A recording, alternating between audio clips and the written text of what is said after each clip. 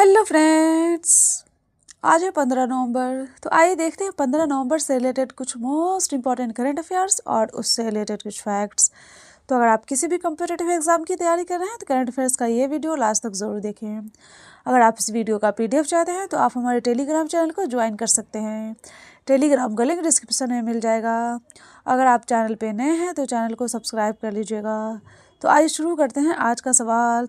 सवाल नंबर 1 है, हाल ही में भारत को वैश्विक जलवायु जोखिम सूचकांक 2025 में कौन सा स्थान प्राप्त हुआ है? तो भारत को वैश्विक जलवायु जोखिम सूचकांक 2025 में 15वां स्थान प्राप्त हुआ है, यानी सही जवाब होगा ऑप्शन सी। आइए देखते हैं इसके आंसर को डिटेल से। हाल ही में भारत को वैश्विक जलवायु जोखिम सूचकांक 2025 में 15वां स्थान प्राप्त हुआ है और जर्मन वॉच द्वारा जारी 2025 की ग्लोबल क्लाइमेट रिस्क इंडेक्स में भारत ने अपनी रैंकिंग में काफ़ी सुधार किया है और भारत लंबी अवधि के जोखिम में 9वें और सालाना जोखिम में 15वें स्थान पर है। और सूचकांक का उद्देश्य देश पर चरम मौसम घटनाओं के मानवीय और आर्थिक प्रभाव को मापना है। और वैश्विक जलवायु जोखिम सूचकांक 2025 में सबसे अधिक प्रभावित शीर्ष 3 देश हैं, ब्राज़ील, ग्रीस और लीबिया। आइए देखते हैं अगला नंबर सवाल। सवाल नंबर 2 है, हाल ही में भारत सरकार ने किस समुदाय के पारंपरिक संगीत वाद्य यंत्रों को GI टैग प्रदान किया है? तो ये प्रदान किया गया है लेप्चा समुदाय को, यानी सही जवाब होगा ऑप्शन ए। आइए देखते हैं इसके आंसर को डिटेल से।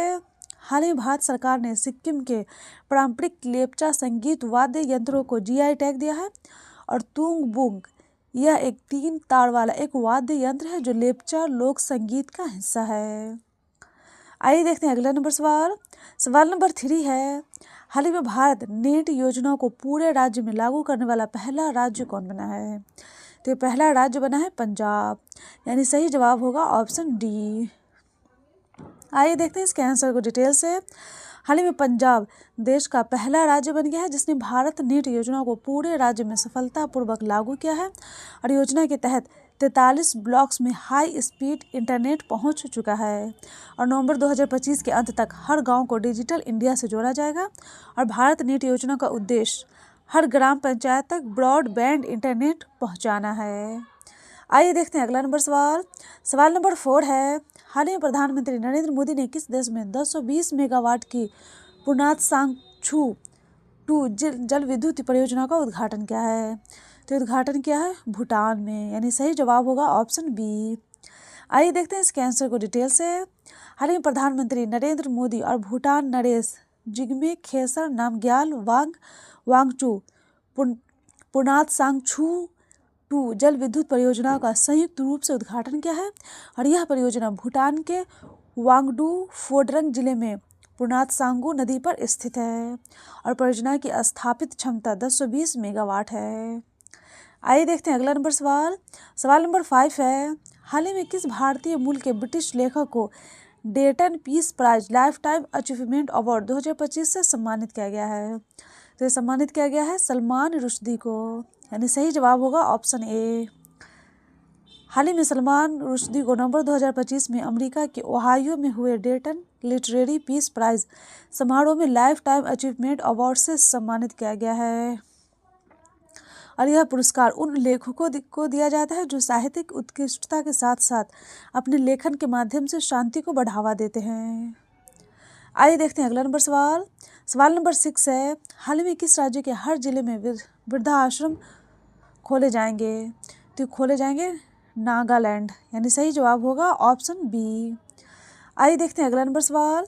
सवाल नंबर 7 है, हाल ही में कौन 2027 में COP32 जलवायु शिखर सम्मेलन की मेजबानी करेगा? तो COP32 जलवायु शिखर सम्मेलन की मेजबानी करेगा इथोपिया, यानी सही जवाब होगा ऑप्शन सी। आइए देखते हैं अगला नंबर सवाल। सवाल नंबर 8 है, हाल ही में हिंदी का बाल साहित्य पुरस्कार 2025 किसे प्रदान किया गया है? तो ये प्रदान किया गया है सुशील शुक्ला को, यानी सही जवाब होगा ऑप्शन ए। आइए देखते हैं अगला नंबर सवाल। सवाल नंबर 9 है, हाल ही में भारतीय हैमर थ्रोअर मंजू बाला पर कितने साल का प्रतिबंध लगाया गया है? तो मंजू बाला पर 5 साल का प्रतिबंध लगाया गया है, यानी सही जवाब होगा ऑप्शन डी। आइए देखते हैं अगला नंबर सवाल। सवाल नंबर 10 है, हाल ही में राष्ट्रीय जनजातीय फिल्म महोत्सव और कार्निवल का आयोजन कहाँ हुआ है? तो ये आयोजन हुआ है इम्फाल में, यानी सही जवाब होगा ऑप्शन बी। आइए देखते हैं इसके आंसर को डिटेल से।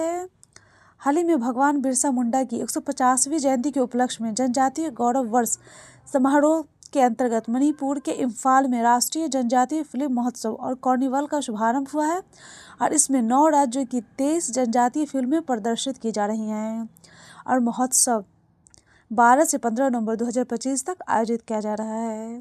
तो ये था डेली करंट अफेयर्स का वीडियो। अगर आपको ये वीडियो अच्छा लगा हो तो वीडियो को लाइक कर दीजिएगा और चैनल को सब्सक्राइब कर दीजिएगा और अपने दोस्तों के साथ शेयर भी कर दीजिएगा। Best of luck.